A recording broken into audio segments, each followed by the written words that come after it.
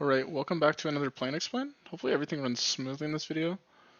Let me close everything on the other side or minimize. Okay, so as usual, the purple, I kind of added in my stars, will be the 1K, and the rest will be... On an 87, this does get in here. I think you still need a good amount of Broadway combos.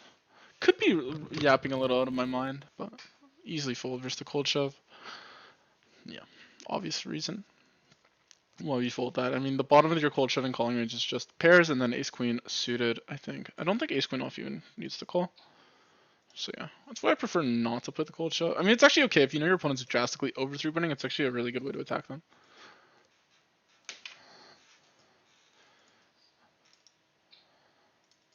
And you can just look at some pre-flop ranges. Here you can split between a lot of things. The overbet. Not actually don't mind the OB here. Actually, from these positions, I don't mind B75. I think the overbet would be a bit too thin. He's defending tighter, which means he's gonna have a higher density of ace jack. And he technically, I don't know if he has jacks in practice, so maybe the jack blocker isn't as good. The ace being a heart is the most appealing reason to call, though, is we likely can fold at some king x of hearts, queen x of hearts, so we very often just have the nut flush when we bet, whereas like if we had the jack of like, not that. I'm just gonna go with the 1/3 here, mainly folding versus this. The jack of not that suit, I'd have to remember the board. He can be calling with a lot of these ace-x hands, so building the pot is not as appealing, right? Makes it more likely we're just going to polarize ourselves against a hand that stacks us. Sorry if I have to keep plugging my headset back in. There's not much I can do about it right now. When I'm on my other place, I should have a different mic. It's the other mic I use for a bit. Here you can actually include this hand in the overbetting range. I don't mind it.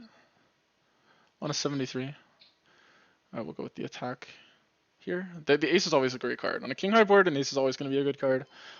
Just like overs are always very good. They usually block the stronger portions of your opponent's range, and they're always a clean out.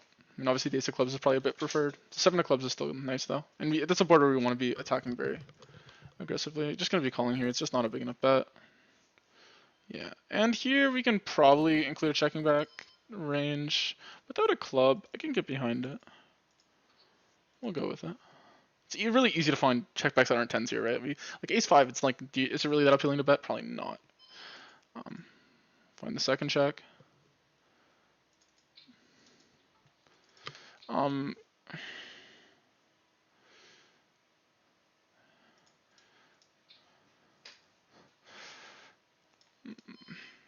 it is tempting. I think I just want to call here.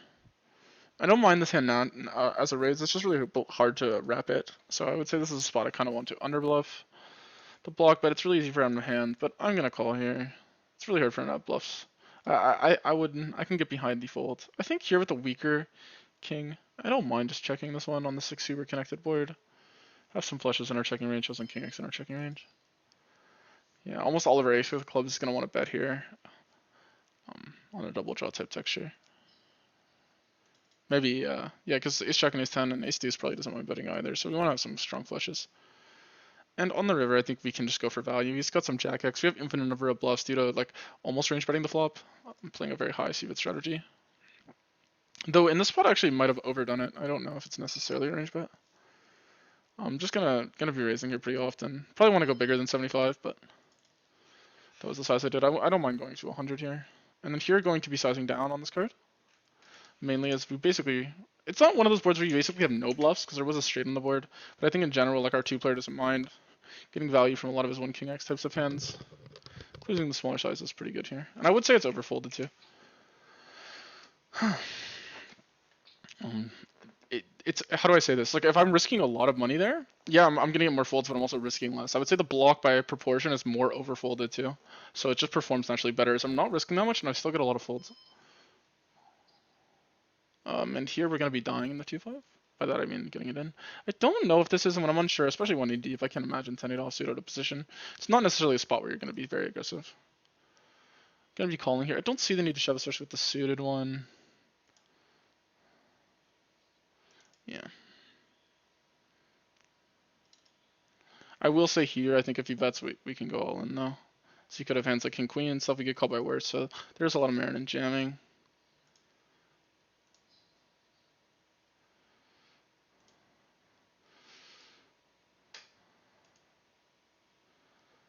I don't know how often the spot's bluffed. I'm gonna go for this. And I'm gonna fold to a jam.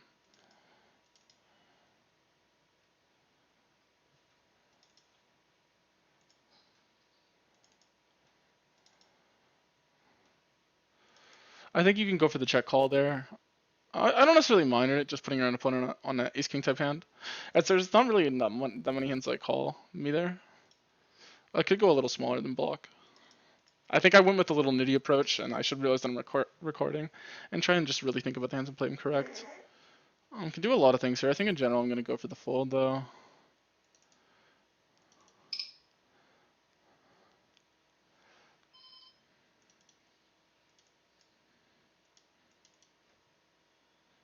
This is a mix on a 21. I'm gonna fold it. I disabled my HUD, but I still have the review back here. Planning to record. It is late. I've been watching a lot of football today, so yeah, maybe I've been a bit lazy. Gonna try and record some multiple videos for you guys today, and 66 we will be betting it with the club. I would say this is still, you don't want to, in these videos I think on these types of boards been c-betting a little too often. Not too often. I think I'm giving you the wrong perspective. I feel like I always end up with these types of hands, and I do have a tendency when I'm multi-tabling to autopilot range bet, as in when I'm like 14 tabling or leaderboard grinding. Sometimes I lose a little bit. On 79, that's fine, but case in point right there, basically. When he finds the lead here, you want to still be raising pretty aggressively without a spade though, and just on an 89 we probably could find it, but yeah. 74, I think this is okay. Can also include the flatting, but I'm gonna go for the 3-bet on a 74. I think that's probably high enough. It's usually like 10% for each pair, but I think from these positions, 6s is okay.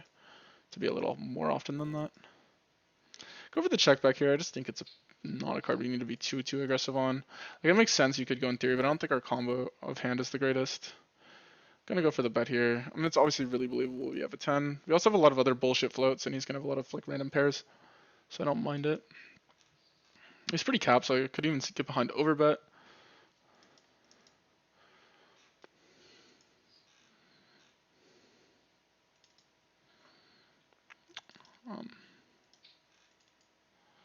He's considerably regular now, so usually I would say with my time I don't like to spend too much time in super. Honestly, on this card, I don't mind checking back, but on a 10, I feel like you would rather check like the higher ones though. The lower kicker, we benefit a lot from folding out on like hands like ace 8 and stuff like this, right?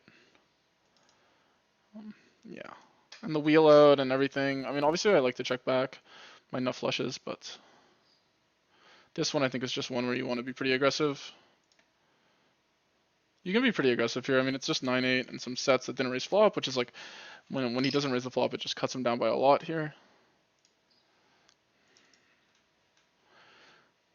You just have a lot of value on this board. Double draws, you have infinite number of bluffs, and that would have been like a bang river. Not to mention folding out some 5-6 is pretty beneficial.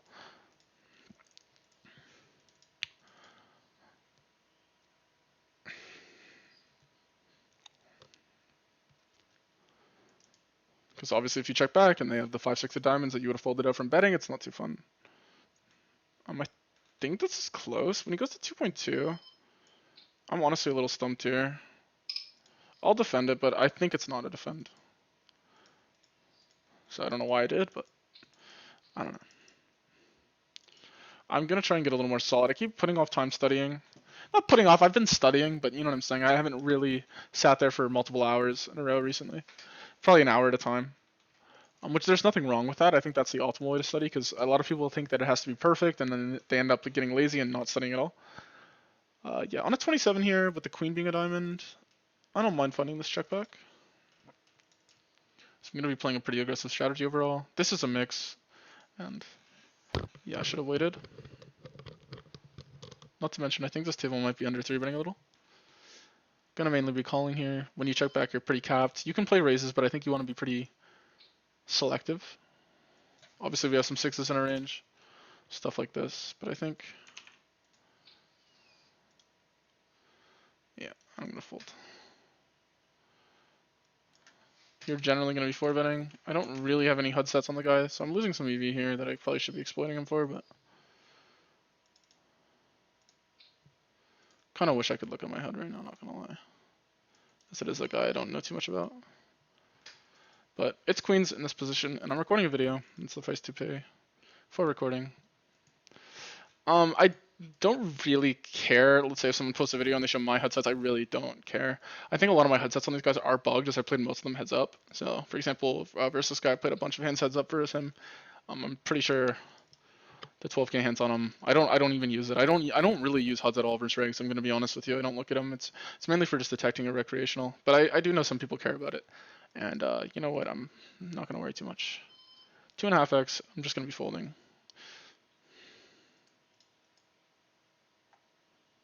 I don't know what's going on in this chat. But yeah, it should be at my new, not my new place, but staying elsewhere. So board where you want to be pretty aggressive, you can even get behind the overbet here. The 150 makes sense. If you think about the types of hands you actually really want to bet for value here, it's just going to be overpairs, and they're all good enough to just size up pretty big, right? You're in EP, so you have a high enough density around them. You can basically construct your range basically around them and ace-8. So we're going to go for a really aggressive strategy here. With that being said, you do have to check back a lot, but I do like this type of hand. 2 overs. The wraparound potential. You block a lot of the calling range with the 9 of diamonds.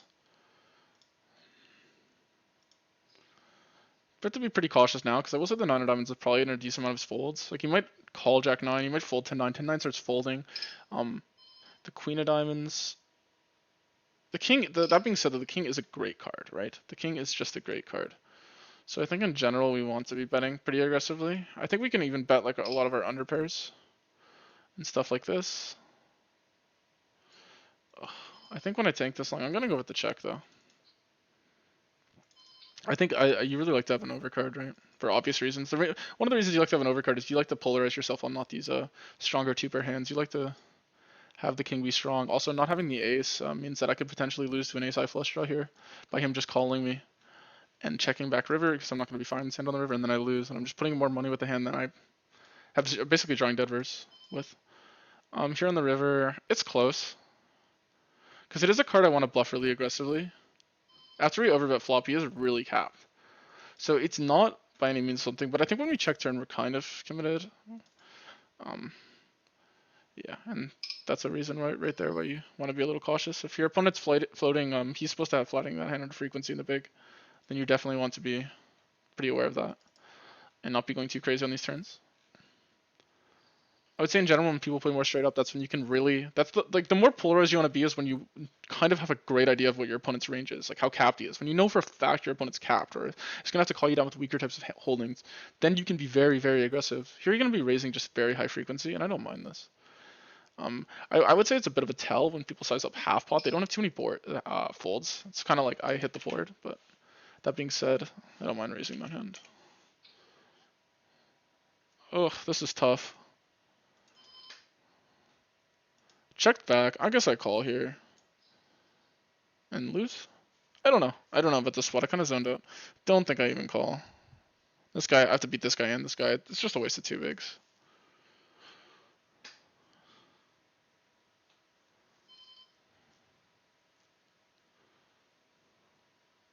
Probably size up to half pot here, eh? Could be wrong. Maybe you need a little bit of a gyro board. Your opponent actually has a pretty easy time defending versus the half pot. I would say I prefer the 1/3. What you have to think about is like mainly the types of hands that are like in that middling range. Like what's more likely to be mixing? And there he's calling a king or a queen to half pot or 1/3. And he can actually, I think a lot of his defending range are going to involve those 2 cards. So 1/3 is actually putting on more pressure on those under pocket pairs, those random ace high floats that he has to float. And if you go to half pot, you can kind of just start taking those out of his range easier, because he's just going to make more money when he has a king or a queen, and I have a bluff. And I give up, right? So yeah, I could get behind 1/3, but then again, it is a good board for me. You want to size up. He does have king queen off in this line, so it's a little different than some other positions, because he will be having king queen off due to how light I'm 3-betting him. Hopefully I can get some hands to the river in these videos, so I can have some good takeaways. I will say the videos, I hope they don't come across as too rushed. I'm trying my best. A lot of people seem to like my content. You guys, I don't hear too many negative things about it. So with that being said, so I prefer you, I think you guys would prefer I just post. I'm pretty critical of myself. I really don't like the videos I've been putting out recently. I feel like I can do so much better. I feel like my poker knowledge has been way more on point than it is right now. So yeah. Oh, and this is a 1K. I didn't even realize. Huh. So I was under-repping myself. Hopefully I haven't lost too many hands in this video. I don't think I have.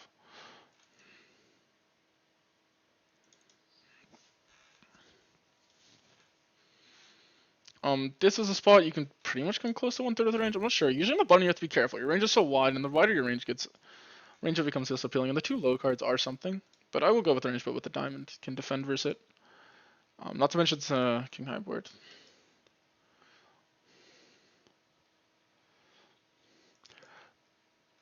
I will say for at the moment, the range bet doesn't get too exploited when people over range bet. But I will say in the future, your competition in poker will just only get tougher, and if you rely on certain things like range bet, eventually that will be the norm. The way people will be making their money is exploiting these old reg tendencies. Yeah, on an 83, I think you can consider it, but I'm just gonna go for the call here. I think in general this hand's almost pure calling. I think 83 is not even high enough. Could be wrong. Could have the wrong idea. In general, you're gonna be raising pretty aggressively versus a range bet here. Position, I don't mind calling, but we're gonna go for the raise here. I think when you raise here, you have to go bigger. You're basically repping Jack 9 or bluffs. Like having the king of spades on a 64. It might be too little amount, but I don't mind it. You're attacking a guy who's probably c-betting a little too much and underestimating how wide his range actually is. Here you can check. Having the ace of diamonds is a bit appealing to bet. I'm blocking a lot of the calling range. I think mainly you want to check here is you basically have no sets, so we'll just check. Very high frequency. Can get behind the B75 here though.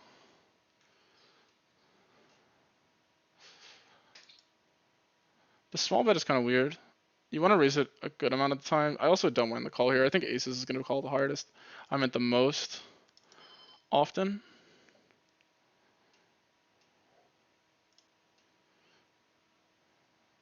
On a 98, I feel like it is a raise though. I will say that. I'm going to go with the raise then. We'll listen to the number. I really do think it's a raise with the ace of diamonds, especially on a 98. I will say the runouts are kind of bad for you, but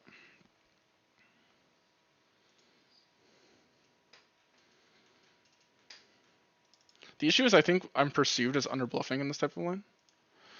Definitely going to be checking very high frequency on the spot. Do not have that much 7x. I don't really think people find too many bluffs in the spot because he basically has to turn a pair now into a bluff. I might find a hero fold, though I do think my hand is a call. I will say that. I think I opened too loose on this table, and that being said, I'm going to range bet here.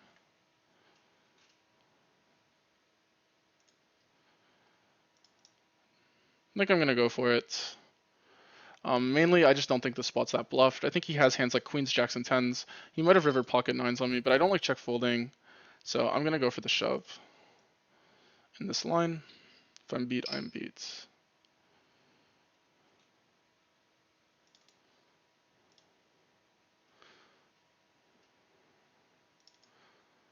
I don't think he would tank a set here. That'd be ridiculous. So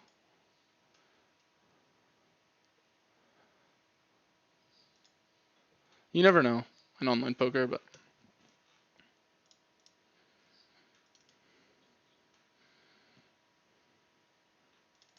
I would say in general here, the thing about his range is it's really, really hard for him to find bluffs. So there's not that much incentive of me protecting my checking range.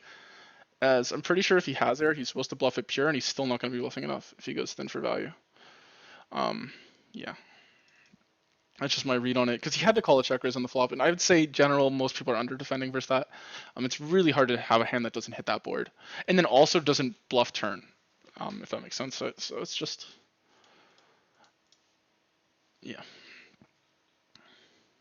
That's my read. I think shoving will just make more. Like I can rep a hand that just bluff flop and then decided to rep an overpair. As almost all of my overplayers would play that way, assuming I'm checking very high frequency on the 7. I think there's some spots in poker where you're supposed to kind of just go with it and just barrel down. So I could be wrong there. I might use that one. We'll see at the end of the video how many interesting spots I get. I've been recording for 19 minutes so far. I'm going to end the recording around like 30 something and maybe make sure I have enough interesting hints in the video and then start another one so I can get enough videos up for you guys as for me, I'm not the best at editing and doing everything. I'm gonna look to improve. Maybe let me know what you guys like to see. Would you like to see like if I had good captions on my videos? Because I know sometimes I'm harder to understand.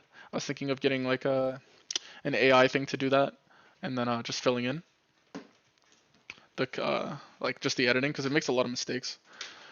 Um, would you guys like if I zoomed in on the table when I played a hand? I don't think that's too appealing for my type of content, to be honest. Part of the game is just how I play, and I usually have multiple hands going on at the same time. On a 55 with the Queen of Spades, it's probably like just the time it wants to bet the least. Would say though overall 55. We'll check it.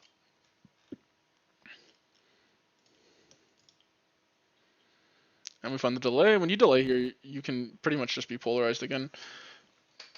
Not having a heart though just makes me unappeal to delay this hand, and we're gonna go for the check again. I think this hand just doesn't have to bluff river. 3x pots, just gonna go with the fold here. Obviously we're bluff catching. We have some ace-x we mix. Could probably call some kings. Yeah. The thing is we don't really have to defend too often versus that size. The thing is it's one of those spots that like people will tell you like, oh, you have a range advantage so you can range bet, but like is that really the most profitable way to play that hand? For example, yeah, I have a range advantage, but just because I bet 33 on the flop, what is my opponent folding that he would actually not want to fold? Almost all the hands that he's going to be fold, like yeah, I risk myself getting bluffed off the hand. But if you think your opponent's going to be over bluffing when you check, then just start checking back more, and you'll realize that quickly makes more money than anything else you could be doing. I'm easily going to be betting this board here. It sucks without an over, but an ace is also in his folding range, so it's not the worst. I would say actually Jackson 9s really does block a lot of his calling range here. Especially the calling range that checks back flop is most of his like suited spade Jack X would actually be betting. So a lot of the continues you have might not be spades. I'd still probably prefer a spade, but I was just saying.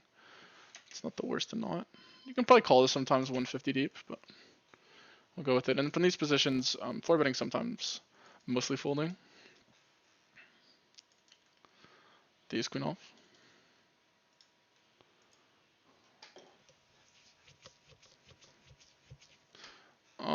Here I think we're just all in, even though the ranges are super tight. On a 96, I think you can consider other stuff, but we're just all in. And I think we're kind of beat most of the time here, but yeah. No one really bluffs that spot, but calling doesn't seem too much better as you basically just lose. So king? Nope. Unfortunate. No one really bluffs. I mean, if you know for sure your opponent doesn't bluff in that spot, you have like over 10k hand sample of never 4-betting in position from those positions, maybe you can start folding, as jamming's not going to be that profitable. People think about like that deep, and you're not getting that exploited if he never really bluffs you, right? So yeah, I mean, think about it. He has to call with something, and if he's not 4-betting queens, and he's not calling ace king versus a jam, I mean, you're not gonna be punting that hard. For those reasons, it's also not that big of a punt to call ace king sometimes free. Versus when we check, we're gonna be continuing 8-0, it'd be just too nitty to fold.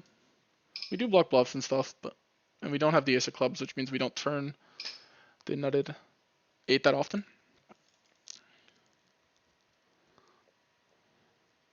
I don't mind the block on this river. I think my opponent hits a lot of 10x's played. But he has some wraps like queen 10, maybe he's just firing 10-9 because he wraps the jack and then he hits and he slows down.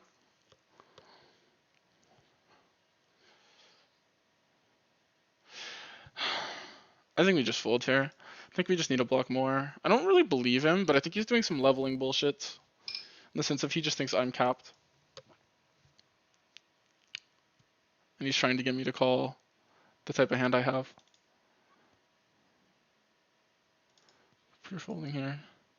Just don't think we need to defend too often. I think I would have preferred to see a block from me. I think we had to call this hand sometimes to be calling enough. I mean, if you think about it. I'm just going to lay it down though.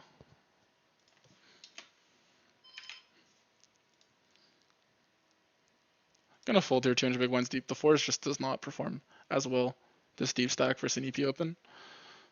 You get set over set a lot by the time you get the money in.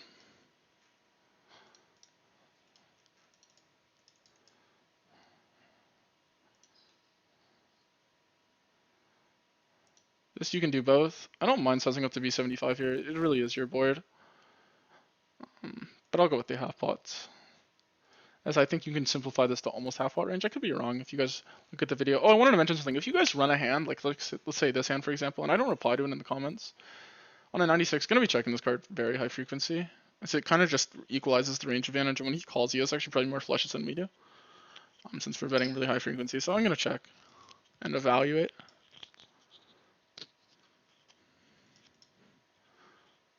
He's gonna have a lot of these one spade pocket pairs that he turns into bluffs. Going to be calling at least once here though with the jack. Oof.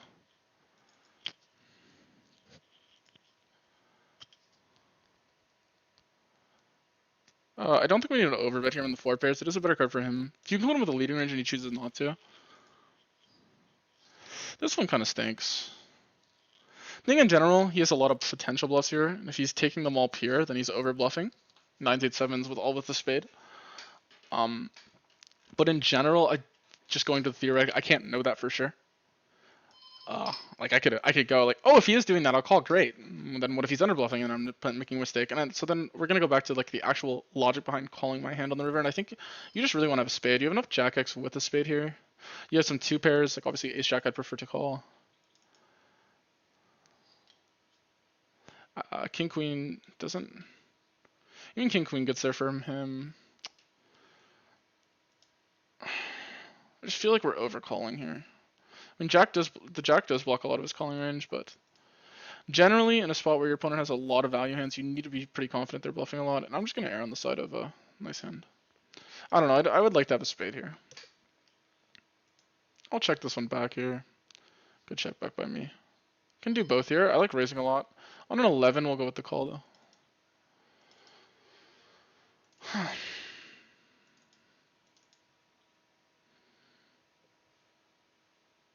Can do probably both here. This sizing just makes me feel like he's a little weaker. But yeah. So I don't mind just trying to get more value from a stronger whatever. I feel like that's a board when people just have ace king aces. They just go bigger.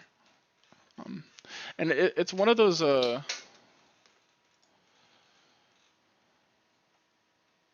folding top pair, loving life, thanks. I mean, he says thanks, but he's not value betting river. Find when usually people bother to type in the chat, they're usually pretty upset. Oh shit. Maybe I'm wrong with that read. I mean, I would say definitely I'm going off personal experience. When I type in the chat, I'm upset. Usually when I'm talking about stuff like that, like, oh, sick. Thanks for letting me fold, idiot. I'm just kind of mad that he had it deep down. I'm gonna be mainly 4-betting this hand on a 78. No reason not to. And here I should have probably looked. I rolled an 87. I think I did look at the number. Sometimes I sell myself short. I'm checking range on this board, or close to it. Can play a B75 range. I prefer to simplifying to the check range. I think a lot of times when you have this B75 range, you end up actually B75 way too much, and your checking range just ends up way too weak. Yeah. Can do both here. I don't mind the raise. I'm not blocking any of the calling range is a little annoying. On an 85 though, we do can raise a lot. I will say people reopen a little too tight, I think, but that's fine. I'm gonna go for the raise here. On an 85, I think with an 8. It's an okay card. Getting shoved on kind of sucks though, and he's a fish short stacked. Or fishier. Yeah, and I just don't... Now I feel like I have to call. So I think I misplayed this hand. I think I do have to call. I mean, obviously sometimes he has a set, but sometimes he has a flush draw. But sometimes he has a non-ace-high flush draw. Wait, how much money is in the middle here? So I'm calling 52 to win this pot of this. I'm gonna call here, even though I kind of punted. He has the giganuts. We're getting 3-year-olds. Oh, that would have been nice. Yeah, I think I misplayed there. I really wish I just check called. Would have saved me a lot of money. Not playing too well in this video. Just doing the math on the equity. It was hard to do it in my head. Sucks. I thought we were good for a second with the ace. And this guy would just have 7-8 suited. That's just sick. I was right with the reopen just being way too tight though. And I should have gone with my initial read. I rolled the number and then I realized I wasn't accounting for the fact that he's shorter stacked. Because if he's deeper stacked there, when I raise him, I don't mind just folding my hand. But when he's at that stack, now I kind of feel like I have to call, right? I'm getting 50 big blinds to into a pot of 111 bigs. So just gonna go with the 1/3 here. You can size down to 20%. Honestly, on this board, I don't mind it. We'll go with the 20%. Can also check this hand. I think this hand is a pretty high frequency check. So yeah.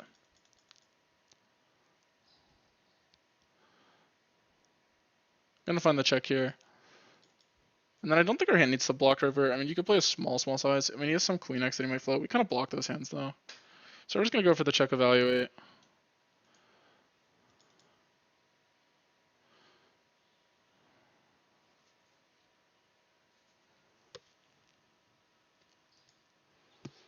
This always sucks, but I'm gonna call. As usual, it's just an ace. I mean, my opponent just doesn't like to play real sizing. He obviously thinks I'm capped, and he chops. So it's actually kind of completely fine from him. I have to call. And I usually like just keeping these people honest. And then eventually, over a large enough sample, I can start exploiting them. I'm just going to leave here. I don't know if I'm grimming or not. I doubt I am. I haven't had a button. Kind of frustrated. I've been down swinging a little bit. Definitely frustrated. I misplayed just not playing versus 100 big blind stack. I was thinking I have raises here, but I think I could see my hand just never raising. I get it in so bad. People are just a little too nitty with their block bets too. I think a lot of times people just like to give up. But yeah, it's 72 bigs deep. I was just thinking I don't need that much equity. I don't know how much equity I ended up having, but yeah.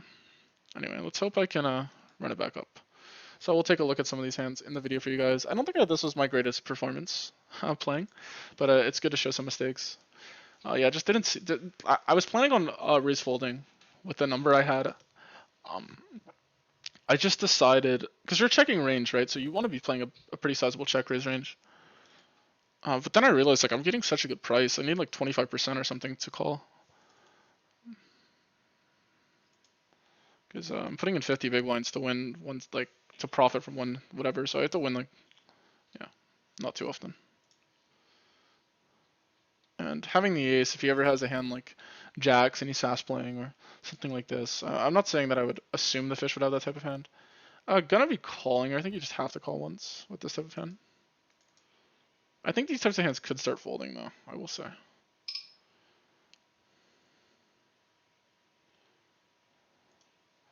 I don't mind calling this one.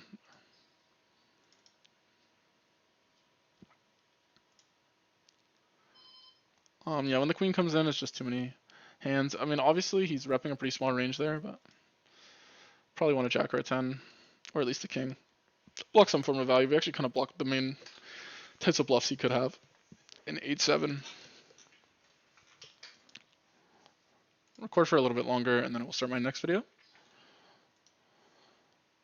Kind of a little tilted at myself. I just don't like giving people money when they just have like a giga easy to play hand, and I just kind of, that's the hand I kind of assume they have, and they just have it, and then I give them money. Kind of frustrating for me. I'm getting pretty owned by this guy. Ran 10s into kings into him, and then that kind of punt. If you guys are looking for the overlay software I use, will be in the description below. And also, I think I'm getting my affiliate soon for the, I should be getting my affiliate soon for the solver program I use. And these are both programs I've used. If you go back to my videos before my affiliate, that's like kind of why I applied for the affiliate. I use them anyway. I might as well promote them. There's nothing I don't use I would promote. So I'm mainly doing this content for you guys, but yeah. I mean, you guys save money if you look in the description, so we kind of both benefit.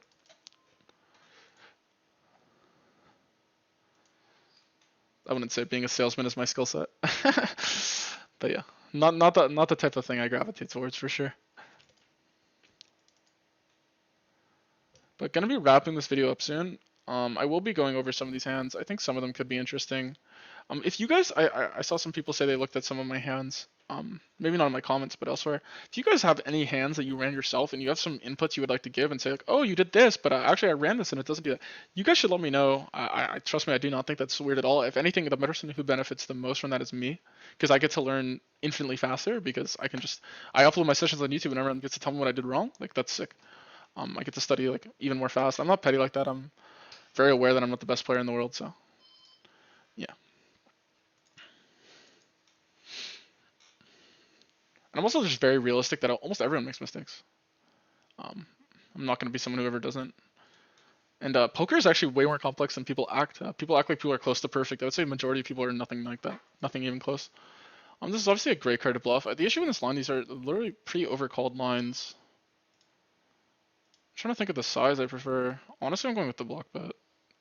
The issue with the block bet is I just don't know how many. This hand, I think, mainly prefers the call. But yeah.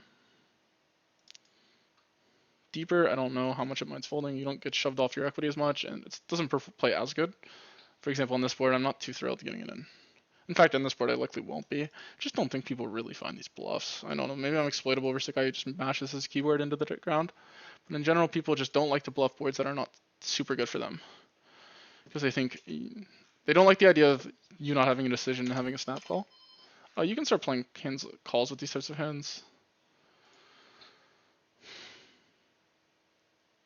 I don't mind either option here. I don't mind checking, to be honest. I think in general it's probably range bet, but he does hit the board pretty well. Can do both here. We'll go for the call. This run was kind of shit though, let's be honest.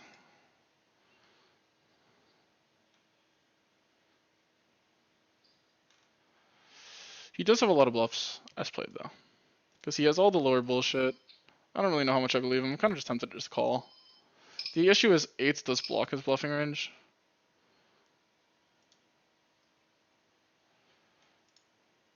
I think he picks up a lot of draws here. I don't know how often I believe he has a jack. I think he has a lot of hands like king, queen, and stuff like this.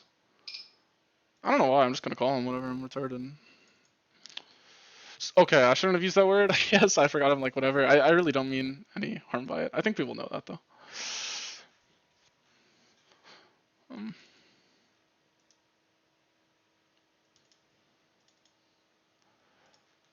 Going to be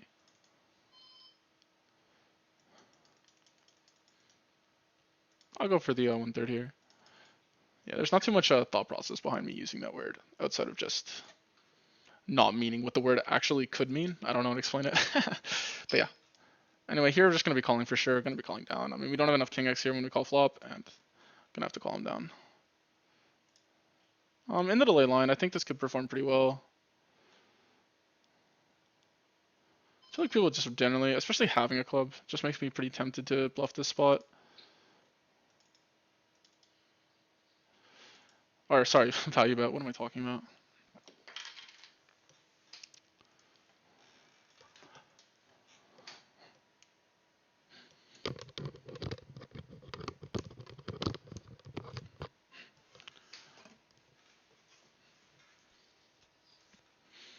Alright, anyway, here I think I'm going to be going over some spots. Not the best video, but stay tuned maybe for the next one. Maybe I'll post it in the other order, so if you guys hear me and you're like, I don't know what this guy's talking about, if the other videos, the next video I record is fairly good, I might upload them in a different sort of order, depending on, maybe I'll save this one as a backup for when I can't upload that day.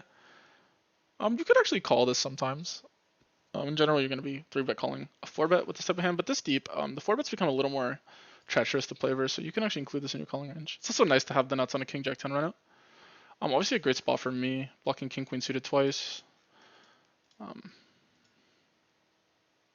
be sizing up to half pot, especially deeper stacked. A lot of our bluffs actually can contain a king with a king 6, king 7, king 8 offsuit. Even king 9. We have a good gun on a king x. The thing is here, he does have to call a lot of worse hands, and I think now with ace queen it's just too thin. The advantage to ace queen barreling, we rolled a 32, so it's not the best. The advantage to barreling a hand like ace queen though is my opponent does have a hand like what's it called, the pocket pair. We have 2 overs to it usually most of the time compared to a lower hand. Maybe like our kicker is not an out besides the ace. So we beat a 5, we beat everything. You can almost value bet this river, to be honest. I'm not going to though. Chop it up. Also for that reason, like I'm keeping a lot of his ace in. I forgot to mention that. There's just a lot of things that go into. Yeah. I think the key is not trying to guess the solver output, but as long as you have a certain logic behind why a certain hand might be played a certain way, you're in the right direction. I think a lot of people are too afraid to be wrong. Whereas you see me, I'm just coming up with my own logics why I think ace queen would be better check. I could run the hand and ace queen's actually way better for some reason that I didn't think of. Well, now I'm just gonna remember that reason I didn't think of. I'm not gonna remember. Oh, on king king 5, ace queen is a better 3-bet. I'm in a better turn barrel on this way, and when you have this, I mean, yeah, but now I'm gonna remember. Okay, it's actually better because of this, because of why. I don't know if I said that right. I don't know. I feel like I sound like a internet guru right now, but I'm saying a whole lot of nothing. But I think this is gonna be a fold here, and having no over is just too weak. I mean, you're just like you have some nut equity, but like so what on a club? If a club comes off, let's say like a dream card comes off 6 of clubs. Well, most of the time when he bets, I'm gonna be calling, and most of the time I'm gonna miss. So it's not like we really need to defend types of hands like this. Yeah, I prefer having at least a jack or something. Some over to the 10. Just increases the overall strength of your hand by a lot. I don't have to hit a flush or a straight. If we were super deep, of course. Yeah. We do unblock a lot of its bluffs, is the kind of the counter argument I could see, but yeah. Anyway, gonna be wrapping up this video and see you guys in the study portion of the video. I should be going over 2 hands. I'll decide what these are. 2 hands don't particularly stand out to me, but I'll be skimming through the video. Anyway, thank you guys for so much for watching, and yeah, stay tuned. Alright, what's up guys? Going to the first hand, it's the single raise pot where I had queen 9 of diamonds in this hand, I believe. I was wrong to initially think it actually doesn't prefer an overbet sizing on this board texture. I guess the 8-7 is a little too... I guess you just don't hit it hard enough to actually warrant. You prefer to play more of a B75 range and attack a lot of these middling types of hand. B75 and a half pot range. I adjusted in the sim to make the sim kind of flow. B150 sizing. I think I'm going to briefly look at this and then I'm going to run the hand as if I had a B75 sizing, just to give you guys some more important notes to actually take away something from the hand. Because if we review a hand where now from this point on, I'm going to play B75 in the spot or half pot, then I'm not going to really learn anything. But I think there are some concepts that we could take away from in the hand. To start the hand, the opponent's raising, but the main decision I think in this hand comes from the turn. Not to mention that I think it's important to note Queen 9 is actually your highest frequency check back. I think this is mainly due to blockers because if you look at your range right here, if you look here, Ace 9's betting pretty often, King 9's betting pretty often, and Jack 9 and 10-9 suited are betting pretty often of diamonds. So there's one thing in common about all of these hands that I think matters, is Ace 9 and King 9 are very strong flush draws. They're very high suited 9x, and Jack 9 and 10-9 are mainly combo draws. And I think this is just a concept in general. In the sense of when you have what I'm trying to say is your queen 9 suited is your worst suited 9x that doesn't have a straight draw attached to it. So you can easily bet these because you have the combo draw property, and then you can easily bet these because, yeah, and I think you want some suited 9x in your checking range. This is a little bit of a dorkier concept, but I would say overall it's something that's pretty easy to probably look out for.